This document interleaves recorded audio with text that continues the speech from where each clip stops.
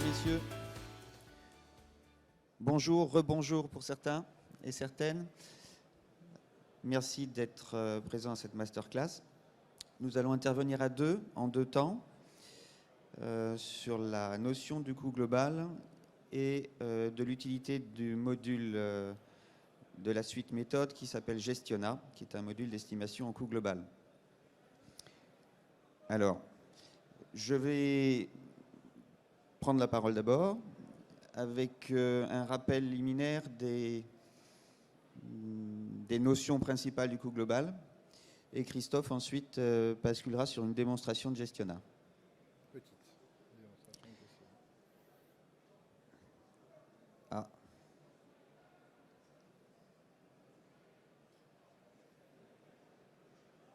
Voilà. Alors, bon, sur ce premier slide, vous voyez le résumé de sommairement la définition de ce en quoi consiste le coût global. Donc, c'est d'abord un moyen de... C'est un outil d'aide à la décision du maître d'ouvrage pour comparer des projets entre eux, éventuellement, c'est-à-dire comparer deux solutions techniques et regarder laquelle est la plus avantageuse en coût global. Ça peut être aussi, et c'est souvent le cas, c'est ce que je disais ce matin dans la première intervention, premier atelier, un moyen de construire un budget prévisionnel d'exploitation pour regarder si l'opération investissement, exploitation, revenu est rentable. Et donc pour cela, évidemment, il faut, outre les coûts d'investissement, additionner les coûts de fonctionnement, d'exploitation, de maintenance et en fin de vie, les coûts de déconstruction ou éventuellement le revenu de la revente. Alors bien sûr, le coût global est défini par une norme internationale. C'est la ISO 15686-5. Comme là je l'ai sous les yeux, je ne me trompe pas comme ce matin. Le coût global peut s'appuyer sur trois périmètres différents. Et vous voyez ici un cercle orange qui est intermédiaire entre le coût global dit classique, que vous voyez en pointillé, vous voyez un encadré en pointillé, et le coût global étendu, qui comprend des externalités qui sont en dehors du cercle orange. Pourquoi ce cadre orange? Parce que ça correspond au coût global semi-étendu, qui est celui que l'Intec a choisi de retenir pour raisonner en coût global. Autrement dit, les externalités qui sont les effets induits des choix constructifs, tels que par exemple le positionnement géographique d'un bâtiment ou son confort d'usage, qui peuvent impacter sur le bilan carbone des déplacements des salariés, par exemple, pour un bâtiment de bureau, ou bien le taux d'absentéisme ou l'efficacité au travail des personnes en fonction du confort, sont évidemment des notions qu'on peut mesurer avec des valeurs, mais qui restent assez subjectives, qui sont classées dans les externalités, et que l'Intec, en tant que groupement d'économistes, a choisi de ne pas prendre en considération dans l'application Gestiona. Nous sommes donc sur un coût global que nous appelons semi-étendu.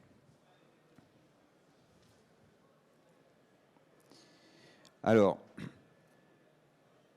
pour raisonner en coût global, on va évidemment d'abord additionner tous les coûts d'investissement qui comprennent la construction. C'est d'ailleurs l'objet du module Estima de la suite méthode, que de calculer les coûts de construction selon la méthodologie de l'Intec, selon la nomenclature définie par l'Intec qui existe depuis plusieurs dizaines d'années.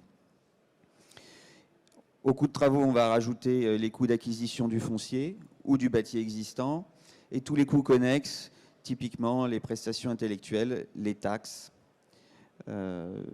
ou les frais d'assurance.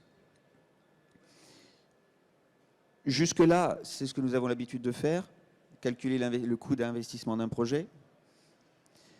Pour raisonner en coût global, nous allons projeter les charges d'exploitation qui comprennent les consommations d'énergie, les coûts d'entretien des locaux, de nettoyage, toutes les dépenses liées aux services associés au bâtiment, services d'accueil, de gardiennage ou de sécurité, et tous les frais associés, donc des dépenses, dépenses indirectes, qui sont les frais de gestion et les honoraires liés à l'exploitation. Les honoraires que je peux verser ou le salaire que je peux payer à quelqu'un pour assurer le management de l'exploitation du site.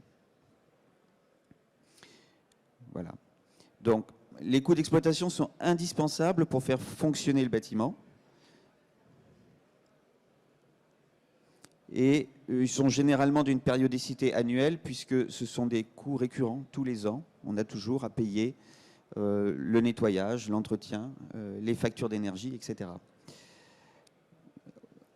Aux coûts d'exploitation viennent s'ajouter les coûts de maintenance. On a deux catégories de maintenance. On a la petite et la grosse maintenance. La petite maintenance correspond en fait à l'entretien préventif et à l'entretien courant. Typiquement le relampage, la réparation ponctuelle d'une plainte qui se décroche quelque part dans une pièce, ou préventivement le remplacement des filtres du système de ventilation ou de climatisation. Et avec une périodicité plus grande, on aura des dépenses de renouvellement, dites grosses réparations, typiquement le ravalement de façade, la réfection de l'étanchéité d'une toiture, le remplacement d'un sol souple ou la réfection de la peinture des murs. Donc la maintenance, elle est indispensable pour que le bâtiment reste en état d'usage.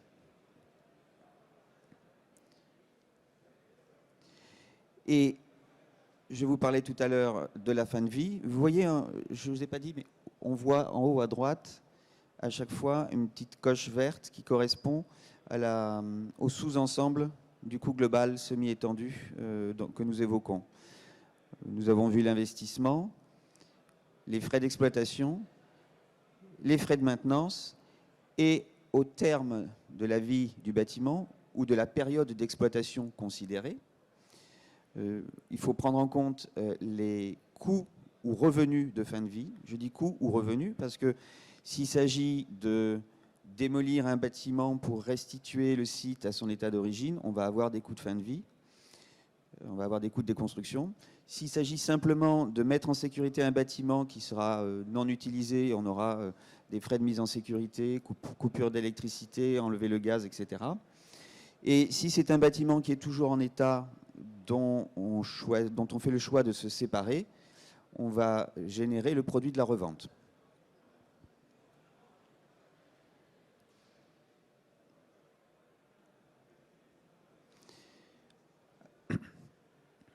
Ensuite, hors construction, il y a effectivement les frais financiers et les coûts des fonctions support, c'est-à-dire les dépenses en ressources humaines et en contrat de facility management, c'est-à-dire de gestion d'exploitation de site. Les frais financiers, typiquement, ça peut être les intérêts bancaires pour l'emprunt lié à l'investissement ou les frais de fonctionnement du compte qui sert à financer les coûts d'exploitation et de maintenance. Dans les revenus, on a effectivement, je l'ai évoqué en fin de vie, la revente pour toute ou partie de l'immeuble, mais il peut aussi avoir des revenus récurrents, typiquement pour un bailleur social, le revenu locatif, ou pour un investisseur en plateau de bureau, par exemple, le revenu locatif de la location des plateaux de bureau. Et il y a également la possibilité de générer des revenus à partir de la production d'énergie renouvelable en revendant du photovoltaïque ou avec des systèmes de cogénération, par exemple. Donc, on peut générer des revenus en produisant de l'énergie. Et c'est la petite case verte, vous voyez, en haut à droite.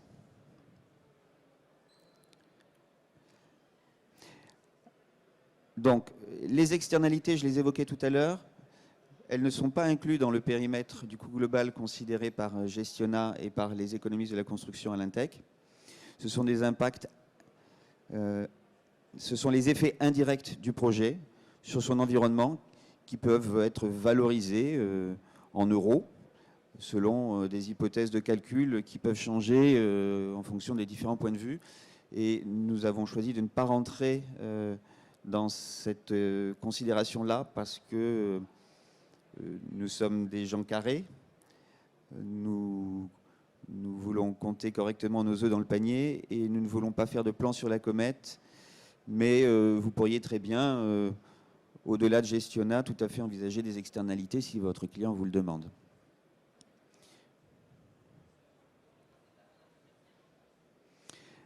Alors, le coût global, on peut le calculer très simplement en disant, je vais prendre des valeurs totalement sans signification, mais j'ai 100 € d'investissement, et puis j'ai 10 € par an de maintenance et exploitation.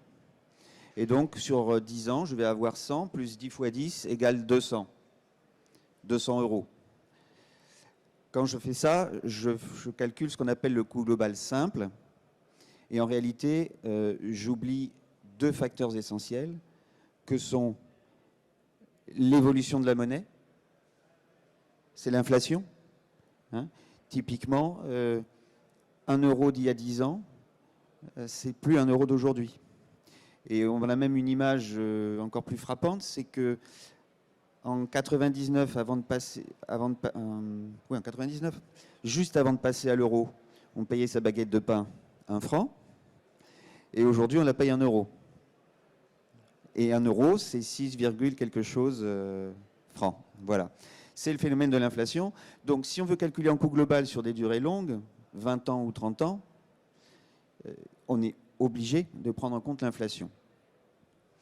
C'est donc un premier facteur qui va venir, selon une formule intégrale un petit peu complexe, qu'il n'y a pas lieu de développer, c'est le logiciel qui fait tout seul.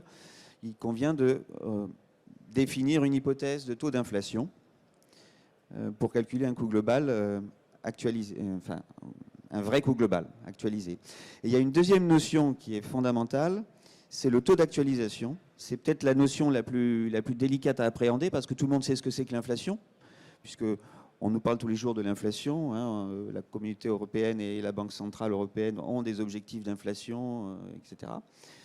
Par contre, le taux d'actualisation, c'est une notion un petit peu plus abstraite et en réalité subjective. Et j'ai choisi de vous le présenter de cette manière-là, très simple. On pourrait dire que le taux d'actualisation, c'est le taux de préférence du porteur de projet pour investir tout de suite dans son projet, plutôt que de garder le cash pour en faire autre chose. Voilà. Plus le client sera motivé à investir, voire à surinvestir pour avoir un bâtiment performant sur le plan environnemental, allant au-delà de la RT 2012 et à partir de 2022, au-delà de la RE 2020, il sera amené à faire un surinvestissement.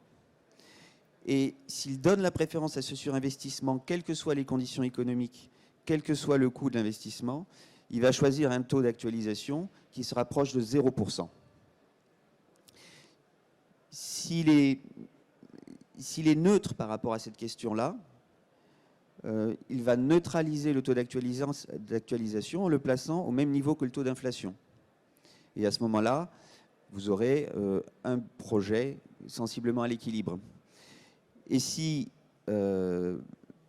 l'investisseur, le porteur de projet, est d'abord un investisseur, cherche de la rentabilité, il va regarder à 2 fois avant de surinvestir dans un bâtiment à haute performance environnementale ou labellisé. Et donc, il va appliquer un taux d'actualisation supérieur au taux d'inflation qui est généralement positionné autour de 4%, mais qui peut monter jusqu'à 7% par exemple. Si vous êtes un gestionnaire de biens privé, que vous voulez du rendement, vous allez placer votre taux d'actualisation au moins à 4%, voire au-delà. Si vous êtes une collectivité engagée dans le développement durable et la préservation de l'environnement, vous mettrez un taux proche de 0, voire à 0%, parce que quel que soit le coût du projet, il sera intéressant pour vous. Voilà donc quelle est la notion du taux d'actualisation. Deux taux correcteurs du coût global de base, je vous ai dit 100 plus 10 fois 10 égale 200, c'est faux. Il faut indexer les 10 tous les ans de 2% d'inflation et de X% de taux d'actualisation en fonction de la préférence que vous donnez à votre projet par rapport à une autre forme d'investissement.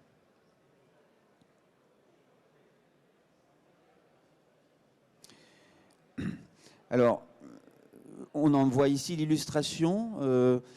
Ce slide fait référence au MOOC Go Global qui développe un exemple de projet évalué en coût global. Et on voit que selon que le taux d'actualisation est à 0, 1, 2 ou 4%, vous voyez en réalité un coût global qui varie énormément, avec une balance qui part de 3,7 millions et qui finit à moins 1,639 million. Donc, si je pense que mon projet vaut le coup, mérite d'être réalisé, quel que soit son prix, eh bien en réalité, je fais un gain de 3,7 millions. Si en revanche, je suis un investisseur privé qui cherche la rentabilité immédiate, je vais me placer à 4% et mon projet sur 50 ans est déficitaire. Il est à 1,6 million et quelques.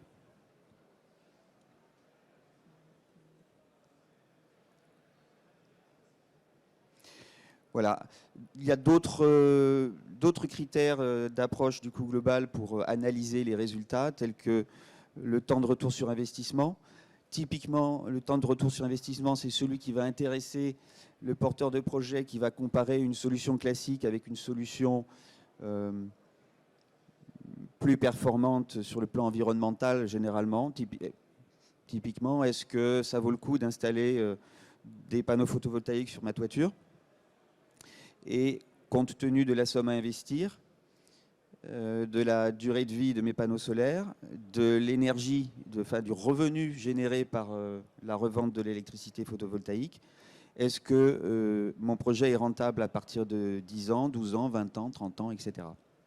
Et si mon temps de retour sur investissement est égal ou supérieur à la durée de vie de l'ouvrage, l'investissement ne vaut pas le coup.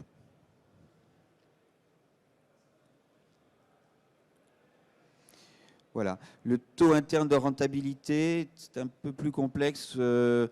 C'est pour mesurer le cash flow.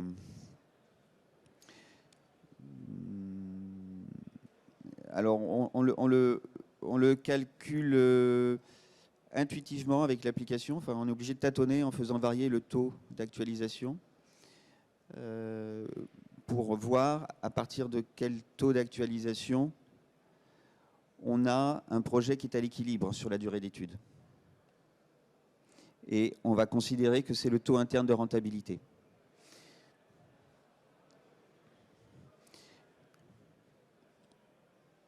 Je peux revenir en arrière pour expliciter mon propos.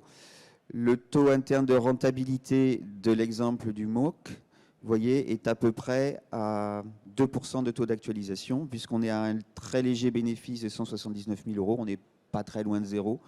Donc on voit que le taux interne de rentabilité est autour de 2%.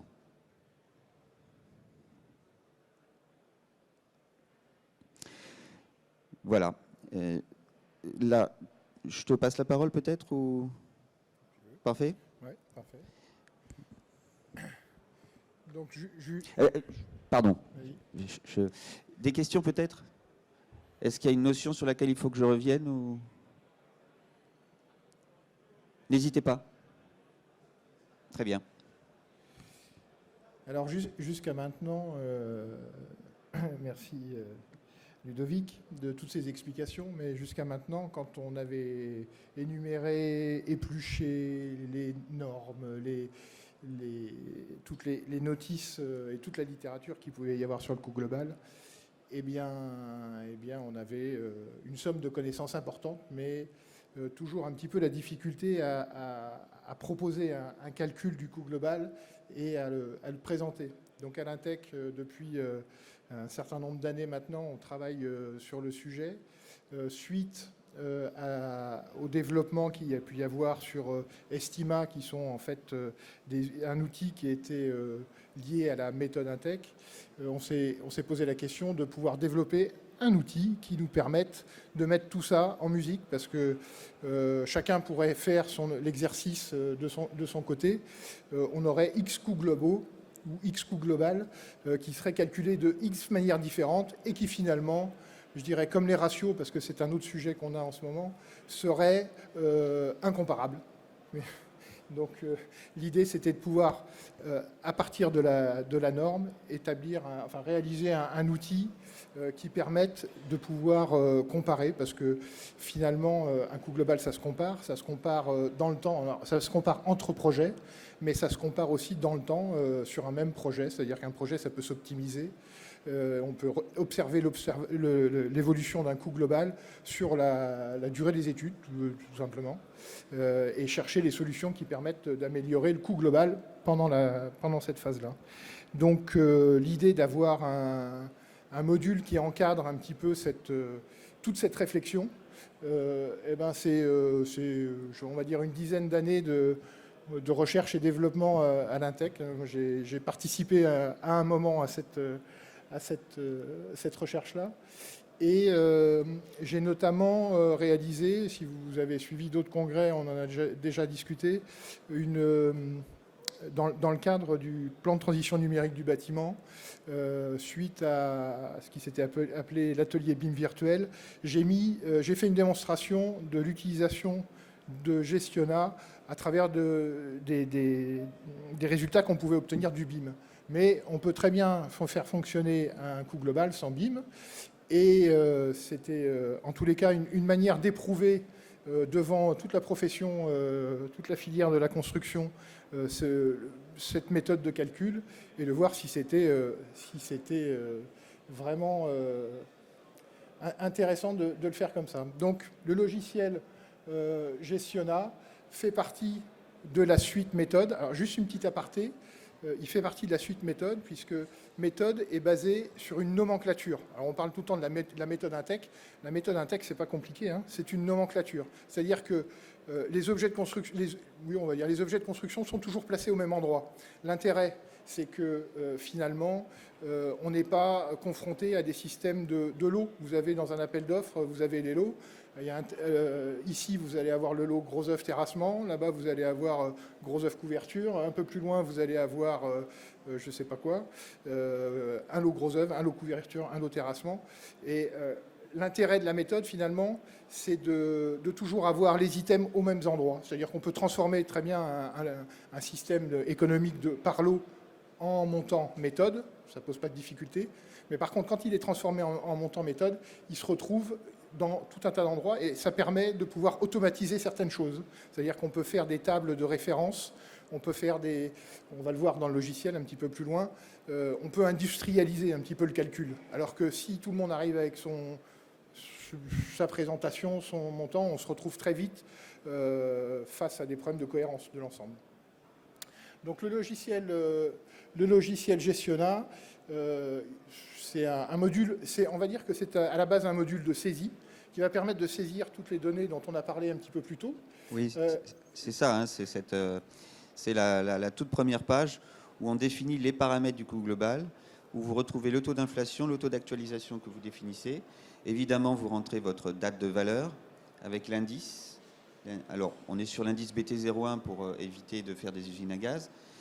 Et ça vous permet donc de dater votre estimation et de l'actualiser. Hein. Voilà. Et tu veux peut-être certainement développer la spécificité énergie. Voilà, la norme coût global spécifie que finalement les taux d'actualisation et d'inflation qui concernent les énergies fossiles peuvent être différents du reste. C'est-à-dire que suivant le choix qu'on va faire de faire peser plus ou moins le coût de l'énergie sur le projet, on va faire varier les taux d'actualisation spécifiquement à toutes les rubriques qui sont liées à l'énergie. Oui, si tu me permets. Typiquement,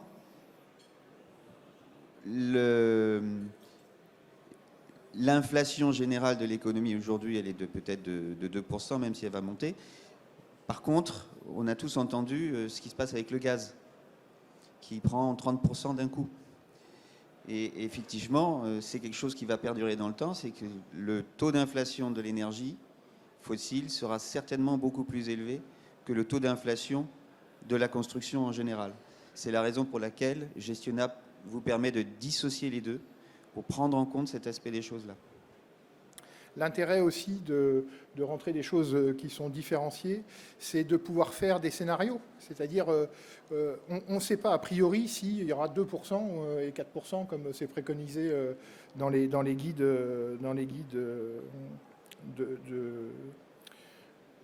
d'utilisation du coût global.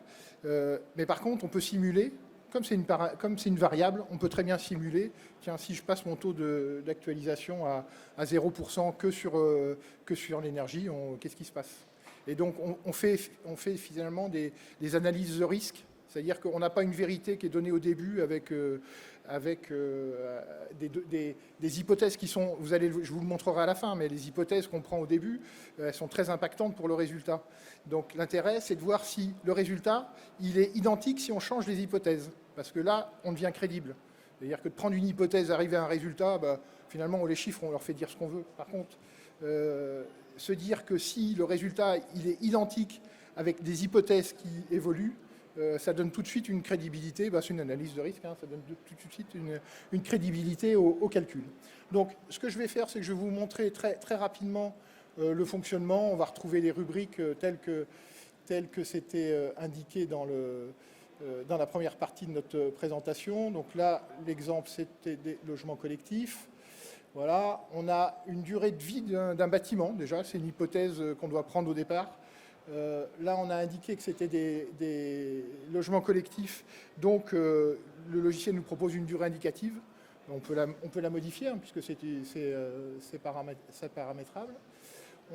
Cette partie-là s'appelle la feuille de données. Donc, c'est des données qui vont servir à tous les calculs qui vont suivre. On va retrouver des données de surface, de caractéristiques du projet. On va retrouver des données économiques sur l'investissement, donc la première partie du coût global. Donc là, quand je vous disais que c'était configuré comme la nomenclature Intec, c'est ici qu'on retrouve ces chapitres, mais c'est facile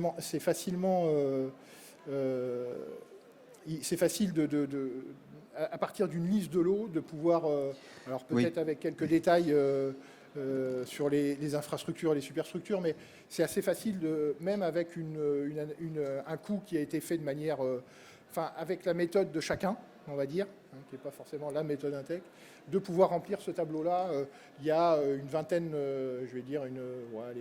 25 rubriques où on retrouve sol souple, ça va être le lot revêtement de sol PVC.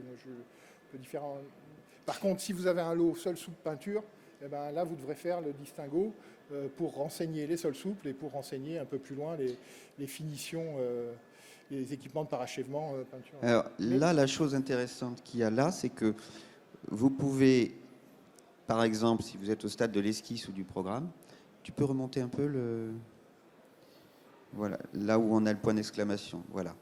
Vous pouvez simplement dire, mon bâtiment, il coûte 3,5 millions. Et compte tenu de la typologie de bâtiment que vous avez sélectionné avant, l'application vous propose une répartition automatique par défaut de la valeur du bâtiment. Que vous contrôlez et que vous pouvez éventuellement modifier, bien sûr. Mais voilà, là tu as tapé 3,5 millions, ça a tout recalculé. Voilà. L'idée, c'est on est en phase de faisabilité. Le bâtiment, il va coûter 3,5 millions. On ne sait pas combien vont coûter les sols souples. Mais par contre, le logiciel, lui, nous propose une décomposition crédible de ce que ça pourrait représenter. En fait, ces montants-là vont servir ensuite à l'entretien, au calcul des maintenances et de remplacement des matériaux suivant des rythmes qu'on va annoncer plus tard. Donc, c'est intéressant d'avoir cette facilité-là. Si on a une liste de lots, on remplit avec les choses qui sont... Voilà, ça c'était. Donc là, on a les données économiques, on a vu les données de surface. Voilà. Une autre chose qui est importante dans le coût global, ce sont les données d'occupation. C'est-à-dire que si vous avez des habitants, des utilisateurs, des élèves, des pensionnaires, enfin tout ce qu'on peut imaginer, les systèmes de fréquentation des locaux ne vont pas être les mêmes. Ça, c'est des données qui vont nous servir à calculer des estimations pour les consommations énergétiques. Voilà. Notamment, oui. Voilà. On a ensuite des données qui concernent des prix unitaires, énergie, prix de l'eau, chauffage. Donc, alors là, vous commencez à peut-être apercevoir quelque chose, c'est globalement un coût global, ça ne se fait pas ex nihilo. C'est-à-dire qu'un coût global, c'est adapté à un projet, c'est adapté à un mètre d'ouvrage, c'est adapté à des données qui sont... vous pouvez le calculer avec les données de base, mais finalement, si vous voulez faire quelque chose de crédible et précis, c'est bien de travailler avec le mètre d'ouvrage. Donc quand dans un contrat, le maître d'ouvrage vous dit « faites-moi le coût global », là, vous lui retournez tout de suite la question, on se met autour de la table et on met ensemble en place les hypothèses. Parce que sinon, il ne se passe rien du tout. Vous allez donner un chiffre qui va servir à rien, qui sera à côté de la plaque. Après, tout dépend ce que veut en faire le maître d'ouvrage. Aujourd'hui, on est dans une démarche d'apprentissage du coût global. Donc il y a des gens qui veulent voir, et puis il y en a d'autres qui vont être beaucoup plus intégrés. Mais en tous les cas, très vite, le maître d'ouvrage doit être impliqué dans toutes ces données-là. Par exemple, si vous avez affaire à un promoteur ou un bailleur social, il a certainement des retours d'expérience sur les consommations au mètre carré et les types d'énergie. Et ce sont ces données-là qu'il faut lui demander pour les réinjecter dans le projet dont vous calculez le coût global. Les prix unitaires sont proposés par défaut parce que sur la base des tarifs actuels, sur les prix unitaires, tu peux revenir parce qu'il y a une chose importante. En bas, c'est chauffage et ou rafraîchissement, descend. Voilà. Pour la production d'eau chaude sanitaire, pour le chauffage et le rafraîchissement, vous voyez, vous avez sources d'énergie 1, 2 et 3. En fait, ici, vous posez vos hypothèses de composition d'énergie primaire. Vous pouvez dire, par exemple, que vous êtes sur une PAC électrique avec géothermie, et donc vous allez être avec X% d'électricité, et puis vous allez avoir... alors, la géothermie, ce n'est pas une bonne idée, mais vous pourriez avoir une chaufferie bois, par exemple, plus une PAC d'appoint ou une chaudière d'appoint. Et donc, vous allez avoir un mix énergétique où vous allez avoir, par exemple, 70% en chaufferie bois. Alors, vous choisissez le type. Et puis, là, tu as pris 50% électricité, voilà 50% plaquettes bois, par exemple. Et donc, ça va calculer un prix pondéré du kilowattheure en fonction du mix énergétique que vous avez retenu par hypothèse. Donc, ça peut se faire dès la programmation. Ça peut se faire au stade de l'esquisse et encore, évidemment, au stade de l'APS, au moment de figer les solutions techniques avec le maître d'ouvrage. Et il est évident que ce mix énergétique, il impacte directement le prix du kilowatt, donc les dépenses futures d'exploitation. Voilà, et la dernière rubrique, on retrouve le foncier avec la valeur du terrain qui peut être indiquée et la valeur de revente si on est dans le cadre d'un projet qui est revendu. Voilà, si vous travaillez pour un promoteur qui veut tout revendre, vous rentrez ici l'objectif de chiffre d'affaires, opération terminée. Voilà. Donc c'est cette partie-là qu'on appelle feuille de données, c'est des données qui vont servir à un certain nombre de calculs ensuite. Donc on passe ensuite sur une autre partie qui sont ce qu'on appelle les fonctions du projet. Et là, on retrouve toutes les rubriques qui ont été, alors en très détaillé, mais toutes les rubriques qui ont été développées tout à l'heure. Alors on va commencer par de la conduite d'opération, on va trouver des AMO, on va trouver ensuite Alors, par exemple une indemnité de concours. Est-ce que tu peux aller directement sur l'arborescence, fonction du projet, pour que, pour que nous ayons une vue d'ensemble. Vous retrouvez les rubriques de Estima, qui correspondent à la méthode INTEC d'estimation du coût d'un ouvrage, A, B et C. et viennent D pour les travaux surexistants, qui est une fonction transversale de la méthode.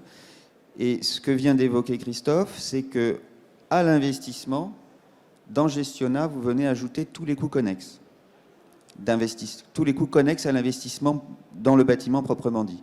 C'est ce que tu viens d'évoquer, donc l'assistance à maîtrise d'ouvrage, la maîtrise d'œuvre, les frais de concours. Donc, chaque coche verte, finalement, sont des données qui sont renseignées. C'est ça. Donc voilà, les indemnités de consultation, il y a une valeur. Et donc on navigue finalement entre toutes les choses qu'on a à renseigner et toute l'arborescence. Allez, on va la développer. Hein. Là, elle est développée, mais si tu peux consolider A, B, C, D, E. Oui, mais je peux la développer. Je fais volontairement défiler un petit peu toutes les rubriques qu'on retrouve, qui sont finalement les rubriques qui sont issues de la norme qu'on a interprétée dans le logiciel. Donc regrouper, afficher 3 niveaux, réduire. Voilà. Je vais le faire là plutôt. Réduire, oui. Ou sinon, tu cliques sur A, B, C, ça les ferme. Oui. Voilà. Comme ça, vous avez une vision d'ensemble. Voilà, jusque-là, de A à E, plus F, voilà, on est uniquement sur l'investissement. Donc, Gestiona prend... Vous pourriez très bien importer un projet d'Estima dans Gestiona qui vous a calculé les rubriques A, B et C, selon la méthode que vous connaissez peut-être. Ensuite, on vient rajouter les coûts connexes, E, le foncier. Et on a tout l'investissement.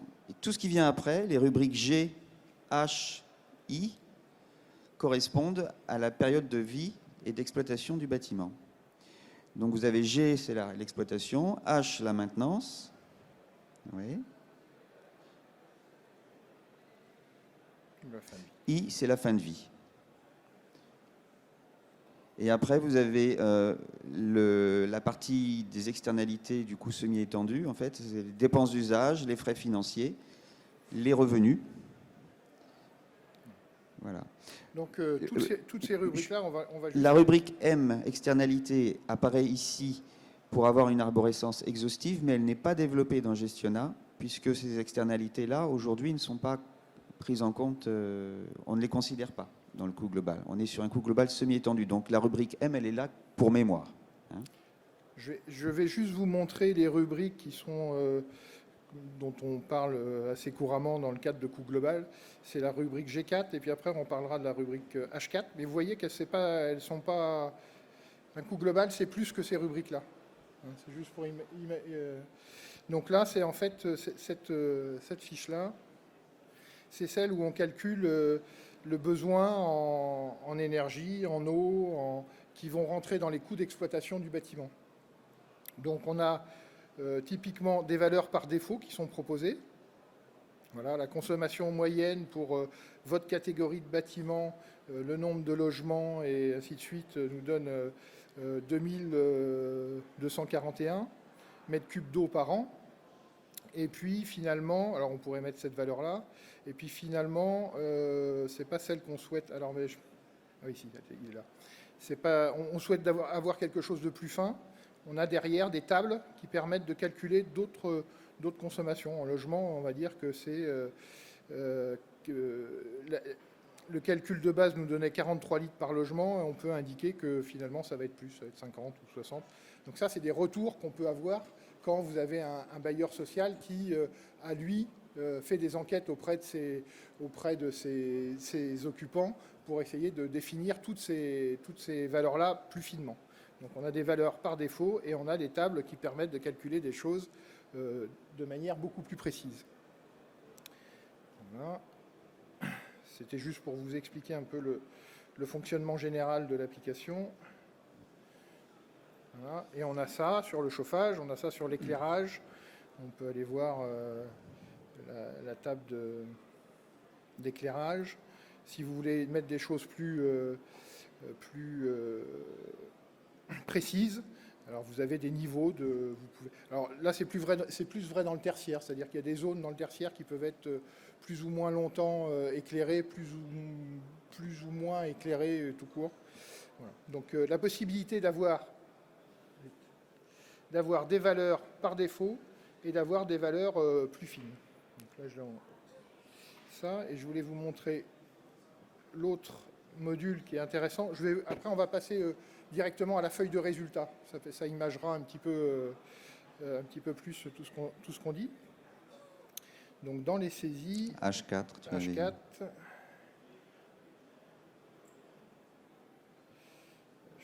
H4. Voilà. Là, finalement, on a ce qui est intéressant de voir là, sur ce masque de saisie, c'est les durées de vie des systèmes tels que... Alors, il y a des tables par défaut qui sont proposées. Si on peut proposer des tables par défaut, c'est parce que ces rubriques-là ne changent jamais. Hein, c'est le problème c'est l'histoire des lots dont je vous parlais tout à l'heure.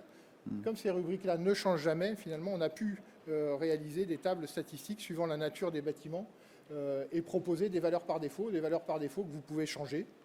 Parce que un maître d'ouvrage vous dit que lui, tous les 15 ans, il fait des campagnes de réfection d'étanchéité où il les laisse aller jusqu'au bout et finalement, il le fait plutôt tous les 40 ans. Voilà. Oui. Ça, c'est une autre donnée qui, en fait, est partageable aussi par le maître d'ouvrage. C'est-à-dire que le coût global, il traduit aussi une politique d'entretien-maintenance des bâtiments. On peut proposer un coût par défaut qui serait quelque chose d'un peu virtuel, mais il y a aussi la politique du propriétaire par rapport à son patrimoine. Et ça, vous êtes obligé de le faire parler pour pouvoir traduire ça en chiffres. Typiquement, par défaut. Juste un exemple, oui. On a travaillé avec l'EPH de La Rochelle et sur les sols. Parce qu'on disait la durée de vie des sols PVC, c'est 12 ans. Et en fait, le PH dit « Ah mais non, mais moi, c'est pas comme ça que je fonctionne. Moi, je le change à chaque, globalement, à partir de 7-8 ans, à chaque locataire qui pourrait arriver, parce que je peux le faire que quand les locataires s'en vont. Et finalement, on arrive à trouver une durée qui n'est pas la durée de vie du matériau. On trouve la durée de vie réelle de... Donc lui, dans son cas particulier, son coût global, et on va prendre ces valeurs et l'intérêt, c'est de pouvoir le faire sur plusieurs bâtiments et de pouvoir comparer les bâtiments et de pouvoir voir ceux qui peuvent avoir des distorsions importantes. Voilà, l'intérêt du coût global, c'est de pouvoir comparer. Et pour pouvoir comparer, il faut avoir, je dirais, une base toujours un petit peu équivalente. Oui, il faut peut-être expliquer les pourcentages, là. Alors, les pourcentages, oui, tout à fait. On considère que tous les 30 ans, on va remplacer 115% de l'étanchéité parce qu'il va falloir la déposer. Donc, ça va être plus que 100% de l'investissement initial. Donc là, on est en euros, je veux dire en euros constants. Là, c'est l'application qui va, elle, calculer après, qui va appliquer le taux d'actualisation et le taux d'inflation. Mais on peut partir on peut partir en hypothèse que ça sera plus que 100% de l'investissement, puisqu'il va falloir compter la dépose en plus des éléments. Donc de la même manière, il y a des tables en fonction des bâtiments qui permettent de donner des valeurs par défaut. Si vous considérez que, je ne sais pas, c'est pas cette valeur-là, vous pouvez changer cette valeur-là. C'est une hypothèse que vous prenez. Ça sera dans le cahier de toutes les hypothèses qui seront remises avec le coût global. Voilà, je voulais juste vous montrer ces deux masques de saisie, mais vous avez bien compris qu'il y en avait beaucoup d'autres et qui déclinent finalement tous les éléments à renseigner dans le coût global. On va générer le coût global et je vais juste vous montrer un fichier. Là, on fait les choses en direct, c'est assez marrant. Alors, parfois, ça ne marche pas, mais voilà, c'était juste pour vous montrer l'édition des résultats. Donc, on édite un coût global. Là, il y a une notion qu'on a intégrée qui, elle, ne figure pas dans la norme, mais finalement, c'est quelque chose qui est venu à travers des discussions qu'on a pu avoir avec Cercal, notamment, puisque le coût global fait partie du référentiel NF Habitat de Cercal. Et on les a invités à travailler avec nous sur certains éléments. Et finalement, on faisait beaucoup de coûts global partiels. Alors ça, c'est infernal, parce que du coup, là, c'est... Partiel, tu veux dire sur une partie, sur une une composante partie. du bâtiment. Voilà, tout à fait. Donc c'était du global partiel. Donc là, on ne sait plus ce qu'on fait, finalement. Donc on a cherché à clarifier les choses, et on a parlé d'un coût global de référence. Donc le coût global de référence, c'est celui qui, finalement, reprend la norme, reprend toutes les rubriques, celles qu'on a choisi de renseigner, parce qu'on peut aussi choisir de ne pas renseigner certaines rubriques, mais en tous les cas, on le sait. Ça fait partie des hypothèses de l'étude. Et donc, de l'appeler coût global de référence. Et puis après, on voit très bien, très vite, que ce qui intéresse un maître d'ouvrage, c'est de savoir, ah oui, mais moi, ce qui m'intéresse, c'est que l'énergie, par exemple. Je voudrais avoir... Et donc, on est parti sur un système, sur un terme, et plutôt que de l'appeler partiel énergie, on l'a appelé relatif. Mais il n'en reste pas moins que tous les chiffres sont basés sur le coût global de référence. Donc on fait le travail du coût global de référence, oui, et on extrait une partie, et là on parle bien d'un coût global relatif, et on dit que c'est par exemple... Alors on a choisi d'en faire apparaître 3, c'est l'énergie, l'enveloppe du bâtiment, et puis les finitions. On pourrait imaginer d'autres choses. Pour l'instant, on s'est arrêté sur ces 3 parties, et je vais vous montrer... ensuite, le résultat qui découlait de l'étude dont je vous parlais qu'on avait fait dans le cadre du PTNB, où on a finalement étudié d'un petit peu plus près le coût global relatif énergie, et qui finalement était lié à l'installation ou non de panneaux solaires sur des logements. Voilà, c'était une hypothèse. Je voulais juste dire que... non, je vous le dirai après. Donc, on va éditer le coût global de référence. Allez. On a rentré nos valeurs. Voilà. Donc ça prend un petit moment pour générer. Ouais, ça génère un fichier Excel. Voilà. On a édité le coût global de référence, actualisé sur 70 ans. Quand même, c'est pas rien. Alors la résolution de l'écran là va pas me permettre de vous montrer le tableau. Active la modification pour pouvoir intervenir sur le tableau en entier. Voilà. Donc, finalement, on extrait un tableau Excel de toutes ces saisies-là, sur lequel on a des coûts sur 70 ans. Une partie en haut, qui est une partie en euros constant, oui. Et la deuxième, qui va être le coût global actualisé. C'est lui qui est important. Voilà, c'est lui qui est important. Avec la possibilité, c'est pas conseillé, mais de pouvoir intervenir directement dans le tableau Excel, sachant que l'actualisation se fait par report. Dans ce tableau-là, on pourrait imaginer changer des choses, et dans l'autre, ça va se reporter. Oui, attention à ne rien toucher sur le tableau bleu pétrole, là, le gris, celui du haut, puisque ça correspond. Il s'agit juste d'une matrice qui réceptionne les valeurs calculées par l'application. Et c'est ensuite que ces valeurs-là sont moulinées en coût global actualisé. Et sur le coût global actualisé, donc le tableau magenta, là, effectivement, vous pouvez intervenir directement sur le taux d'actualisation, le taux d'inflation, et sur le choix d'un graphique annuel ou en courbe cumulée. Je retourne dans les résultats qu'on obtient de la saisie qu'on avait fait tout à l'heure sur G4. Finalement, tous nos coûts sont indexés, là, sont renseignés sur les...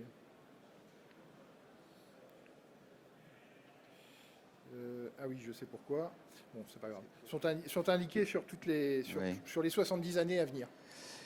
En fait, tu peux cliquer 1 en haut, le petit bouton 1 tout en haut à gauche. Non, pas celui-là, voilà. C'est ça. Et là, tu reviens. Mais non, parce qu'en fait... Si, tu reviens après. Qu'est-ce que tu... Et après, tu appuies le deuxième plus en haut à droite. Je vais y arriver. Il y a un problème avec le volet. Voilà. Ok, si tu veux. Et là, maintenant, voilà. Non, mais parce que là, tu as tout... Voilà. Tu appuies sur le deuxième plus, voilà. Parce que, en fait, vous avez 2 échelles de lecture. Vous avez l'échelle annuelle, c'est-à-dire vous avez votre coût global actualisé année après année. Mais quand vous étudiez sur 70 ans, ça peut faire quelque chose d'un petit peu trop lourd. Et on peut regarder ça à une échelle un peu plus macro, c'est-à-dire quinquennale. Donc il y a une deuxième échelle de lecture, c'est de 5 ans en 5 ans. C'est pour ça que vous avez ce tableau à droite que vient de déployer Christophe, où vous avez le quinquennat 1 jusqu'au quinquennat... Et là, vous l'avez par an. Quinquennat 1, quinquennat 2, etc. Jusqu'à autant de quinquennats que si vous avez 30 ans, vous allez avoir, je ne dis pas de bêtises, 6 x 5, 30, 6 quinquennats. Voilà. Donc le résultat de la saisie dans Gestiona, c'est une grosse feuille de chiffres Excel qu'on va pouvoir je dirais, analyser. Globalement, ça permet de sortir des graphiques et ça permet de sortir une synthèse. Tac. Il faut savoir qu'en France, l'application de la norme du coût global sont listées plusieurs rubriques. On doit donner un résumé. Parce qu'en fait, quand on a dit qu'on devait faire rentrer X valeurs, hein, on sait toujours pas ce qu'on doit y faire, enfin ce qu'on doit montrer, ce qu'on doit en faire. La norme, elle décrit en fait on a plusieurs rubriques à renseigner, c'est-à-dire un résumé, un objectif et un domaine d'application, la solution envisagée, les hypothèses du coût global de référence. Donc là, on voit un petit peu ce qu'a donné la saisie des éléments. Les contraintes et les risques identifiés, les variantes qu'on a choisi d'évaluer. Donc les variantes, ça va être finalement le coût global relatif dont on a parlé un petit peu après. Et puis des commentaires sur l'interprétation des résultats et une représentation graphique des résultats. Voilà, alors ce que vous propose l'extraction Excel ici, c'est un plan type de rapport d'études en coût global qui respecte la norme. Voilà, c'est ça. Ça ne veut pas dire que vous êtes tenu de garder cette présentation-là, mais vous avez le terme de référence, vous avez en quelque sorte votre sommaire pour faire votre propre rapport. Et dans les graphiques... Typiquement, l'effort qu'on a fait, c'est de faire tenir ce rapport-là sur 2 à 3. C'est-à-dire qu'on va rentrer des valeurs, vous avez vu 70 colonnes, 250 lignes, ça n'intéresse personne. Par contre, on a besoin de synthétiser, on a besoin de montrer les choses qui sont à montrer.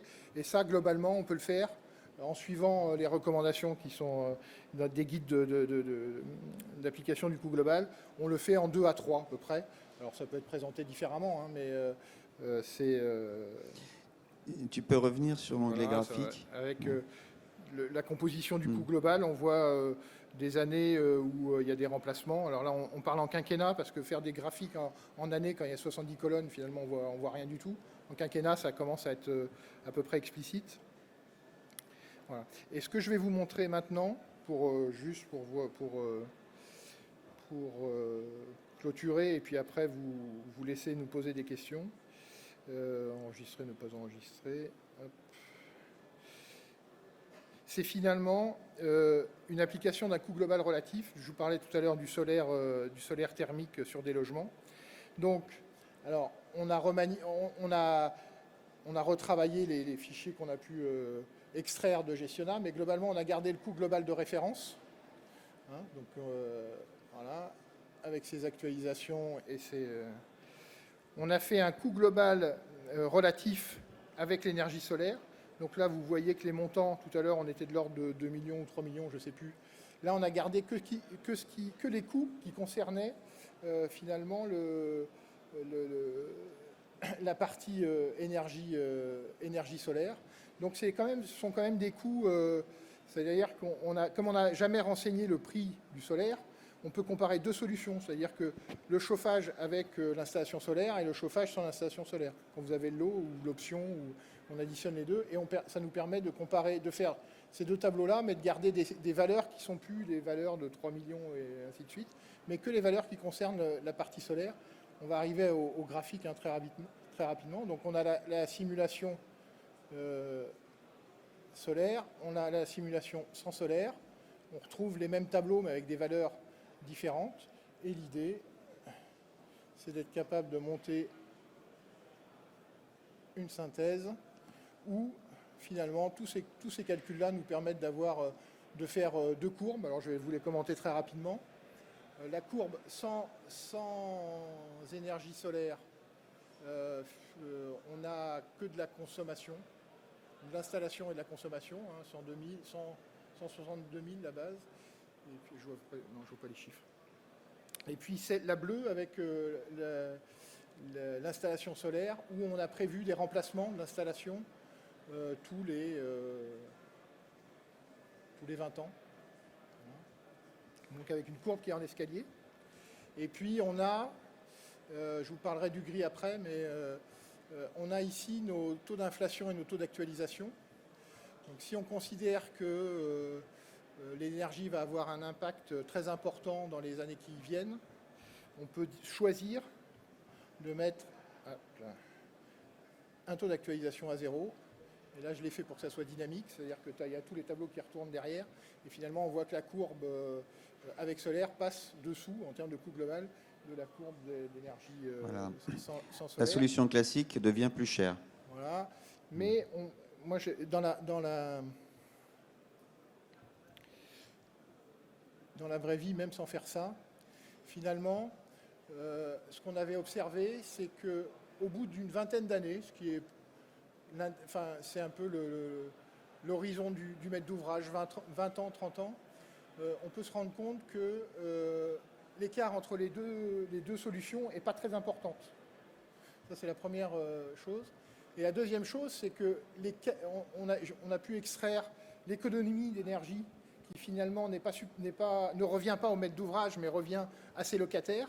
Donc dire que finalement, on a solvabilisé les gens de l'ordre de, sur la même période, de 42 000, je crois, je ne sais pas si je vois. Voilà. Et finalement, même avec cette courbe-là, où l'énergie solaire est plus chère, enfin, en tous les cas, le coût global paraît plus cher que la solution de base. Et ben, finalement, elle n'est peut-être pas si inintéressante que ça. Et si on change après, alors j'ai mis 0% tout à l'heure, mais si on considère que le taux d'inflation est plus important ou on change notre taux d'actualisation, ben on se rend compte que l'intérêt pour finalement t'as mis 200. L'énergie solaire, et à 200 ça marche pas. 200% quand même. C'est un peu dur. Voilà. Finalement, on pince très fortement à cette période-là, on pince très fortement, même si on remplace à l'issue de... Mais on passe dessous à voilà. quelques... Donc ce que pressentait le maître d'ouvrage finalement, il sait l'objectiver avec un calcul en coût global. C'était ça l'idée. Et en fonction de ses hypothèses, je vous dis, il sait plus que l'objectiver, il sait dire attention, c'est aussi du carbone en moins, c'est aussi plein de choses. Donc même si là on fait une distorsion économique qui est très importante, on peut imaginer qu'il y a tout un tas de choses. Là, tu n'as touché qu'au taux d'actualisation qui correspond à l'intérêt du maître d'ouvrage pour l'investissement. Voilà. C'est-à-dire que si le maître d'ouvrage est très motivé pour mettre du solaire, il va avoir un taux d'actualisation à 0%. Et là, effectivement, son opération est très rentable. Donc ça, de son point de vue. C'est la simulation, c'est l'analyse de risque qu'on fait. On essaye de comprendre le fonctionnement du modèle et des hypothèses qu'on a prises. Et si tu fais varier le taux d'inflation de l'énergie fossile, qu'est-ce que ça donnerait ? Si par exemple l'énergie fossile a une inflation bien supérieure à 2%. On peut mettre 5. Tu restes sur le taux d'actualisation. Ça montre. Voilà, c'est ça. Ça devient beaucoup plus net, c'est-à-dire qu'on gagne de l'argent tout de suite. Voilà. Plus l'énergie fossile sera chère et plus le projet sera intéressant en coût global. Voilà. Et ça, c'est parce qu'on a dissocié les taux d'inflation bâtiment en général et énergie qu'on arrive à visualiser ce genre de choses. Et donc finalement, je voulais vous montrer la synthèse qui avait été faite pour cet exemple-là. Donc l'idée, c'était étudier le coût global relatif d'un intérêt de solution thermique, de solaire thermique. Donc en fait, on a deux profils de coût global, vous allez comprendre tout de suite. Sur celui-ci, on a un peu d'entretien, maintenance et de l'énergie. Et sur celui-ci, on n'a que de l'installation et de l'énergie. Donc là, il n'y a pas de solaire. Et là, c'est une installation solaire. Donc on a deux profils coût global. Et puis, on a ensuite, sur la deuxième page, les différentes courbes que je vous ai montrées, où on fait varier On fait varier, on est capable d'expliquer au maître d'ouvrage l'intérêt ou non d'une solution. Là, c'est les panneaux solaires, mais on peut faire ça avec tout ce qu'on a envie. Et on a rajouté une analyse avec des critères qualitatifs, parce qu'en fait, on a parlé des externalités tout à l'heure, et donc on a étudié finalement que l'impact économique, mais on aurait pu regarder l'impact environnemental et puis l'impact sociétal, l'impact social même, à travers les économies d'énergie qui sont réalisées par les locataires. Mais là, on n'a pas mis vraiment de valeur, on a mis plus un système, alors ça pourrait être un autre système. Ça répond à une demande des bailleurs sociaux que de prendre en compte la dimension sociale. Voilà. Et effectivement, comme tu le dis, il n'y a pas de valeur, il y a des plus et des moins pour donner une tendance. Voilà. Parce que mettre des euros là-dedans, ça devient très hasardeux. Comme je le disais en préambule, les externalités en coût global, vouloir les valoriser en euros ou en dollars, enfin en quelque monnaie que ce soit, ça devient très hasardeux. Donc, voilà. Donc on a parlé d'un outil d'aide à la décision. La décision, le maître d'ouvrage, il ne va pas la prendre sur nos tableaux à 300 lignes et 70 colonnes. Donc il y a un effort à faire de synthèse et d'explication des choses. Et globalement, moi, toutes les études que j'ai pu faire ou regarder, les choses se ressortent assez facilement. Il n'y a pas, même en faisant varier les hypothèses, sans prendre des hypothèses extrêmes, on arrive finalement à avoir des conclusions qui sont assez simples à faire comprendre. Mais, parce qu'il y a eu tout le travail avant, et toutes les hypothèses prises avant, et ça, il faut le faire c'est un travail qu'il faut faire avec le maître d'ouvrage pour qu'il puisse comprendre ces résultats-là. Voilà. Merci Christophe. Merci Ludovic. Est-ce que vous avez des questions? Est-ce qu'il y a des choses qui... Vous n'avez aucune question, ça veut dire que vous avez tout compris. Oui. Quelqu'un peut passer le micro?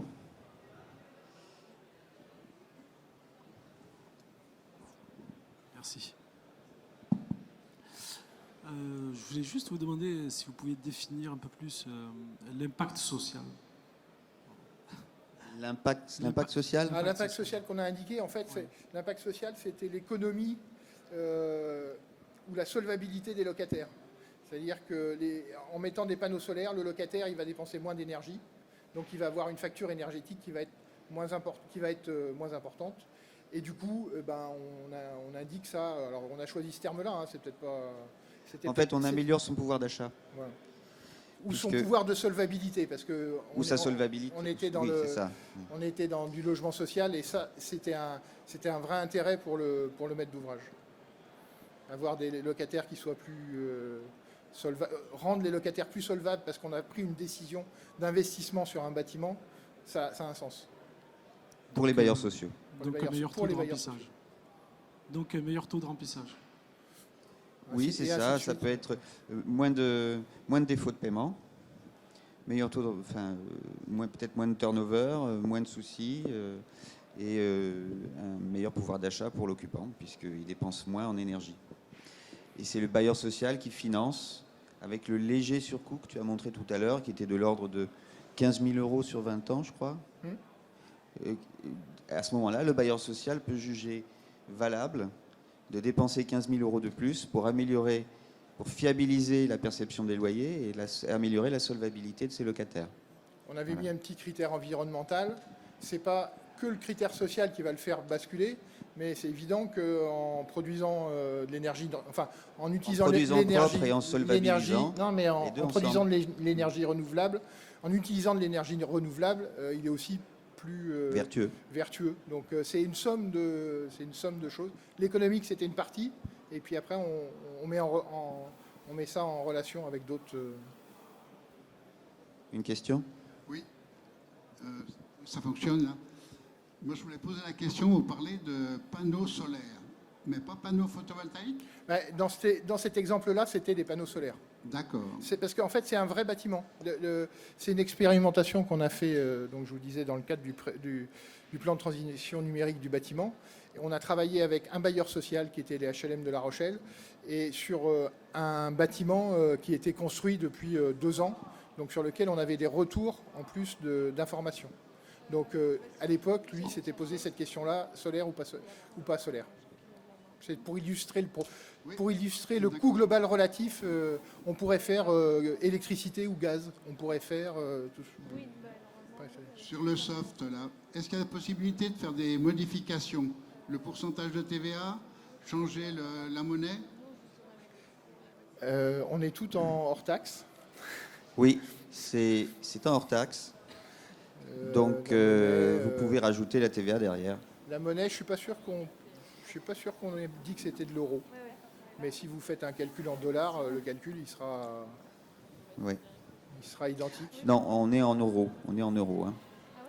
On est en euros maintenant. On peut pas faire une étude en euros et demander le résultat en dollars. Non, mais je comprends le sens de la question parce qu'elle émane d'un Suisse, donc il résonne en France suisse. Voilà. Mais il suffit d'appliquer un taux de conversion. Voilà. Bien sûr, et on peut le faire sur la matrice Excel. Voilà, sur la matrice qui m'intéresse, oui. Sur la matrice, l'extraction Excel. Après, on peut faire ce qu'on veut dessus. Voilà. Simplement, je disais attention à ne pas toucher aux valeurs du tableau bleu pétrole, le tout premier tableau. Voilà. Mais vous faites une copie du fichier, vous appliquez un coefficient correcteur pour avoir l'équivalent en francs suisses, et tout est valable. Ah oui, c'est vrai, il y a le terme euro là. Une question à fond de salle. Merci. Aujourd'hui, on a des matériaux comme la paille, la terre crue. Est-ce qu'on peut faire des simulations de coût global en intégrant ces produits qui sont vieux comme le monde, mais aujourd'hui qui reviennent vraiment à la mode? Et ma deuxième question, c'était, tout à l'heure, tu disais, quand tu fais le remplacement, par exemple, de ta couverture ou de ton étanchéité, tu majores ton prix. Est-ce qu'on peut aussi imaginer que quand je remplace, par exemple, je refais mon étanchéité, peut-être qu'il y a des normes qui ont changé et je vais mettre plus d'isolant que ce que j'avais au départ. Est-ce qu'on a cette notion? Oui, c'est le taux de remplacement. Il faut le traduire par le pourcentage, en fait. Il faut le traduire par un pourcentage qui serait supérieur à celui qui est proposé par défaut. Après, sur la paille et sur la terre crue, je sais que dans la méthode, dans la méthode Intec, il y a des rubriques que j'utilise pas beaucoup. Et puis, de toute façon, cette méthode, elle évolue. Donc, je dirais à nous de faire rentrer ces éléments-là. Mais dans Gestiona, ça pose pas de problème parce que finalement, on s'arrête à un niveau de détail qui ne va pas jusqu'à la terre crue. Par contre, on pourrait très bien comparer un bâtiment qui serait construit en paille avec un bâtiment qui serait construit en béton et changer les valeurs de remplacement, les valeurs pour l'adapter à la paille. Alors, ça demande un travail un petit peu plus fin parce que les valeurs par défaut n'y sont pas. Mais techniquement, on peut effectivement faire ça, hein, parce que on est sur le bâtiment, on parle d'infrastructure, superstructure, et on ne va pas plus loin en termes de coût. Donc si la superstructure est faite avec une ossature bois et de la paille, et une ossature bois et de la paille. Et tout à fait, Christophe. Il n'y a pas de difficulté parce que, en fait, l'alternative entre le béton et la paille ou la terre crue, ça impacte deux paramètres. Le coût d'investissement. Ça peut coûter plus cher ou moins cher. Et puis, la périodicité de remplacement ou la durée de vie. Et d'entretien. Ou des entretiens, tout à fait. Et ces paramètres-là, on peut les changer à tout moment. La périodicité d'entretien ou de gros remplacements, de gros entretiens, on la change, voilà, tout bêtement. Et le coût d'investissement, c'est ce qu'on a vu. Le bâtiment, il vaut 3,5 millions. Si mon gros œuvre vaut un peu plus cher, je vais modifier la valeur du gros œuvre. Oui. Voilà. Donc là, on fait on fait un premier coût global et puis on amende un second coût global. On sort les 2 tableaux Excel et après, on fait le travail que j'ai pu faire dans le coût global relatif, c'est qu'on les met les uns à côté des autres. Faut faire attention dans la manipulation pour les comparaisons, mais en fait, au début, on s'était dit qu'on allait pouvoir, dans le logiciel, faire toutes les comparaisons. Et puis en fait, on a très vite stoppé l'affaire parce que les combinaisons, elles sont infinies. Donc on s'est dit, on va laisser faire chacun ce qu'il veut faire. On va lui donner je dirais, la matière pour le faire, et après, à lui, en comprenant comment fonctionnent les Excel, de pouvoir finalement adapter les choses du mieux possible, quoi.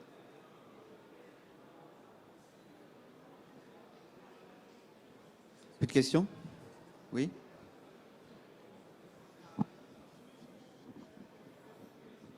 Oui, Ludovic, est-ce que vous avez regardé dans d'autres pays s'il existait des systèmes comparables, des méthodologies comme la vôtre?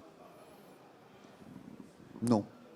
Parce que- Ce qui est sûr, On a regardé la norme ce qui est internationale. sûr, c'est que quand on vous dit de faire un coût global, eh ben, vous savez pas faire.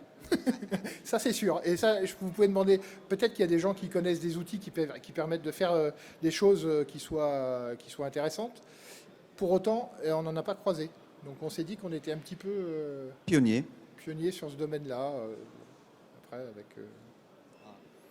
Mais ça a été, le coût global, ça a été, on en parle depuis 20 ans. Depuis Pierre 20 qui était ans, là oui. avait dit J'étais le premier à à l'époque vous que c'était pour aujourd'hui, mais aujourd'hui, il y a 15 ans. Et finalement, le projet a mûri lentement et on arrive. Moi, je ne dis pas que l'outil est parfait, mais par contre, voilà, on a un outil, on sait l'expliquer.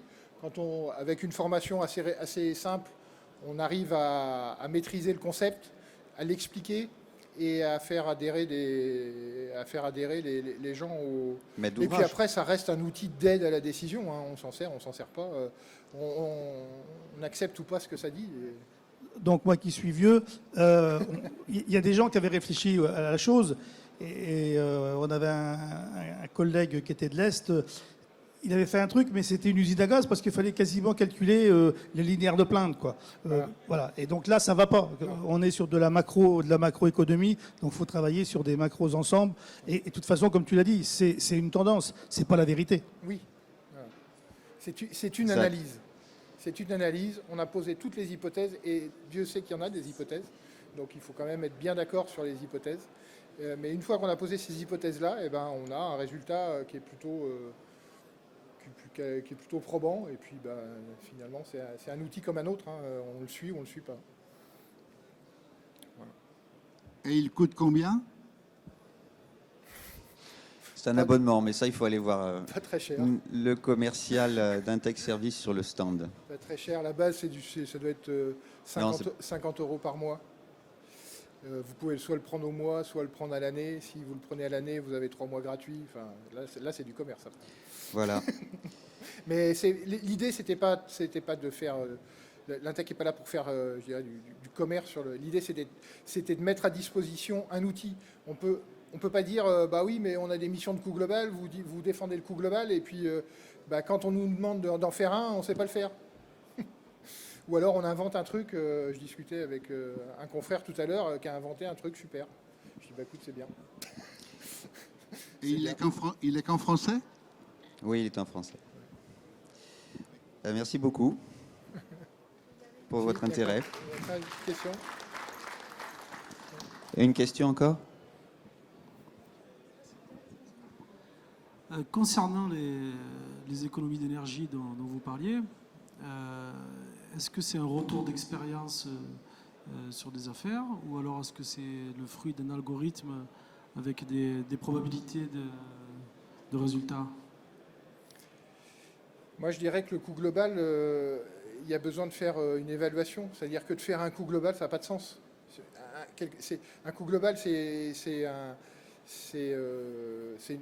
on a choisi le terme de référence, mais globalement, la référence, elle change. Donc, typiquement, un coût global, ça vaut le coup de le faire en APS, voire en programmation. On pourrait imaginer le faire en programmation, parce qu'on sait chiffrer des programmes avec l'outil Anticipe. Donc, ça veut dire qu'on obtient des résultats en programmation. Il faut l'observer à l'APS. On pourrait très bien l'observer à l'APD parce qu'à l'APD, on s'engage sur le coût, donc ça a un certain sens. Et puis après, on pourrait le regarder au moment des marchés parce que ça aussi Donc, il n'y a pas d'algorithme qui dit la vérité. Il y a juste à se dire que c'est... Alors, peut-être que je n'ai pas été clair, je reformule ma question. Face à un maître d'ouvrage qui nous interroge sur la pertinence des résultats quant aux solutions, enfin, toutes les techniques de gestion de la consommation d'énergie. Qu'est-ce qu'on doit lui dire? Est-ce que c'est le fruit d'expérience je de données je vais répondre très facilement. Ou alors est-ce que c'est encore une fois le résultat d'un algorithme? Je vais répondre très facilement. Merci. Vous retournez la question au maître d'ouvrage en disant votre entretien, vous le faites en régie ou vous le faites par une société de maintenance? Le coût global, il n'est pas le même. Donc c'est forcément, si vous voulez, on ne peut pas avoir ce type de question-là parce qu'on doit le faire avec le maître d'ouvrage. Sinon, ça n'a pas de sens. Et si on n'obtient pas ses coûts et sa politique d'entretien-maintenance, finalement, on va faire un